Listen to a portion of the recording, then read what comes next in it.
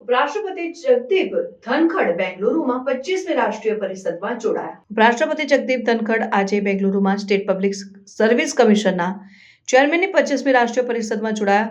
પરિષદની શરૂઆત તેમણે દીપ પ્રાગટ્યથી કરી હતી. આ પરિષદ દેશભરના પબ્લિક સર્વિસ કમિશનના અધ્યક્ષોને ચર્ચા અને સંવાદ માટે મહત્વનો મંચ પ્રદાન કરે છે.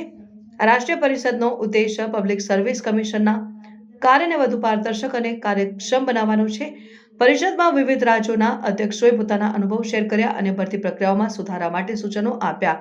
ઉપરાષ્ટ્રપતિએ પોતાના સંબોધનમાં જણાવ્યું હતું કે પબ્લિક સર્વિસ કમિશનનું કાર્ય સરકારની મજબૂત બને થાય એ સુનિશ્ચિત કરવાનું છે. આ ખૂબ જ મહત્વનું છે કે પસંદગી પ્રક્રિયા નિષ્પક્ષ અને પારદર્શક હોય. તેમણે ડિજિટલ યુગના તંત્રોનો ઉપયોગ કરીને ભરતી પ્રક્રિયાઓમાં સુધારા લાવવાનો પણ ભાર મૂક્યો.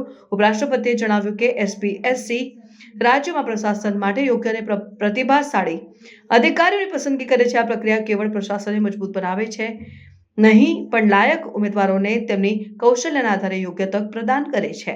આ પરિષદ પબ્લિક સર્વિસ કમિશનોના અધ્યક્ષો વચ્ચે મંતવ્યોના વિનિમય માટે એક મહત્વનું માધ્યમ છે. ઉપરાષ્ટ્રપતિએ આશા વ્યક્ત કરી કે આ પરિષદમાંથી મેળવેલ સૂચનો દેશભરમાં ભરતી પ્રક્રિયાને વધુ મજબૂત બનાવશે.